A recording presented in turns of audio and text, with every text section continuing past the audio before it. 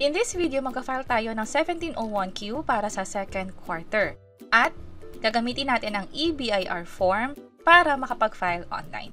By the way, kung first time mo sa channel natin, gusto mo pa ng mga online tutorial videos katulad nito, please click the subscribe button. I-open ko lang yung na-install ko na EBIR forms dito sa computer ko. At once na open na siya, mag-fill up lang ng TIN number dito. Halimbawa, ito. At press ko yung tab sa keyboard. Magkakaroon na to ng information automatically. At bakit to nagkaroon ng info? Yan ay dahil nag-download tayo ng EBIR forms at nung first time natin siyang gamitin, na-setup na rin natin yung account natin, automatically masasave na siya doon sa computer mo. By the way, nagagamit pa lang to for PC. And currently, meron na rin bagong labas na EBIR forms, pero gagamitin ko pa rin yung luma since wala namang pinagbago sa 1701Q na form. At kung sakali man na lumipat kayo ng bagong computer or first time nyo magka-file, pinakita rin namin yung hiwalay na tutorial video kung paano nga ba mag-install at mag-setup ng EBIR forms. Pwede nyo i-check yung page or channel namin o yung link ay nasa description sa bandang baba. And balik na tayo sa EBIR forms. This time, ang pipiliin na natin ay yung 1701Q. Ito yung dapat, yung 2018 version, yung may new sa pinakadulo. Kung mapapansin nyo, na-save na niya yung mga dati kong na-file. Andito yung 2025 quarter 1. Mas maganda na i-open nyo na rin to para ma-double check kung magkano yung na-file nyo last quarter. Bakit? Kasi dito sa second page nung final nyo last year, sa 1701Q, nakalagay dito kung magkano ba i-declare nyong income. At gagamitin nyo to para sa pag-file para sa second quarter. I-deduct kasi natin ito. Proceed na tayo. Click ko tong fill up.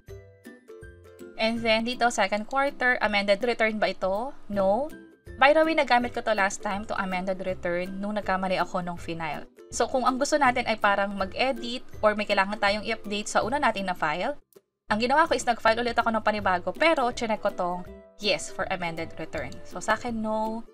And then, ang kailangan lang fill upan dito ay yung sa number 7 na item. Professional yung sa akin. I-double check nyo sa COR ninyo kung ano yung nakadeclare na taxpayer type. Baka kasi sole proprietor yung nakalagay sa inyo dito. Sa akin, professional. That's why ito yung pipiliin ko. And then, for single proprietor, ito naman yung pipiliin at piliin lang dito kung 8% income tax rate ba kayo o graduated. Sa akin, professional. 8% income tax rate yung final ko dun sa COR ko. In-update ko na rin siya this year. Kung mapapansin nyo, number 16 automatically nag-update na din. Lagyan ko to ng birth date. And then Filipino. Claiming foreign tax credit sa akin, no. And then sa pinakababa, validate natin. So wala naman tayong na-skip. Natanggap naman na siya. Click ko na yung okay. Click ko yung edit. And then next page na tayo. This time, dito na natin ilalagay yung actual na mga income natin. Andito na yung figures, kumbaga. By the way, dito lang ako mag-focus sa 8% income tax rate. Ito kasi yung sa COR ko. Pero kung graduated kayo, ito dapat yung fill upan. At kung mapapansin nyo din, depende sa pinili natin doon sa first page, yun lang yung may enable sa akin. Katulad nito, naka-grade out yung sa graduated, 8% income tax rate, yung hindi naka-grade out na dapat kong fill upan. Start tayo sa number 47, Sales Revenues Receipt Fees. Sa 47A, dito nakalagay yung kinita mo for the second quarter, yung April, May, June. Halimbawa, ang kinita mo ay nasa 225,000 pesos. And then 48, skip na natin to kasi wala naman tayong kinoconsider na expenses for this filing.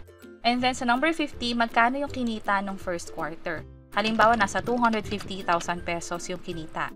So, makikita mo dito sa number 51, yung income mo o yung kinita mo ng past 6 months o yung combination ng first and second quarter.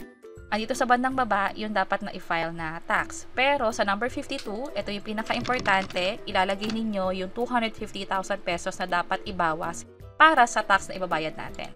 So, kung mapapansin nyo, nag-0, pero i-correct ko lang to, let's say ito ay 250 dapat, meron tayo ipa-file na 18,000 pesos. So, kapag okay na, scroll down lang, i-click lang tong validate. Validation successful na tayo. Ang gagawin ko ay i-save natin to and then submit final copy na. Please ensure and then click ko yung okay.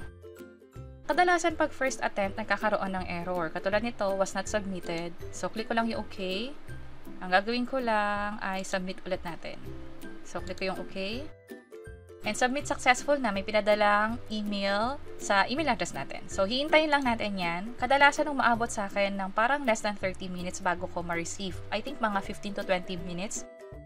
And ito na nga yung na-receive kong email. 10:12 ako natapos mag-file, 10:31 ko na-receive yung email. So, mapapansin nyo, few minutes lang, nakakuha na tayo ng email confirmation mula sa BIR. At itong email na to, itatago ko yung kopya nito online, pwede nyong i-save sa Google Drive o kung saan man kayo nag-save ng mga documents ninyo. Para saan yung pag-save? Just in case na halimbawa na-audit kayo or may pumuntang PIR at hingin yung kopya nito, at least may mapapakita kayong proof ng mga past filing at mga past confirmation na rin na ginawa ninyo online. And since kailangan kong magbayad ng tax, pwede nyo nang i-check itong video sa bandang baba kung paano nga ba magbayad. Online lang din. Hindi na kailangan lumabas, gamit lang ang phone or computer ninyo. Pwede nang gawin ang pag-file at pagbayad na rin sa BIR. Sana makatulong and see you sa mga next videos. Bye-bye!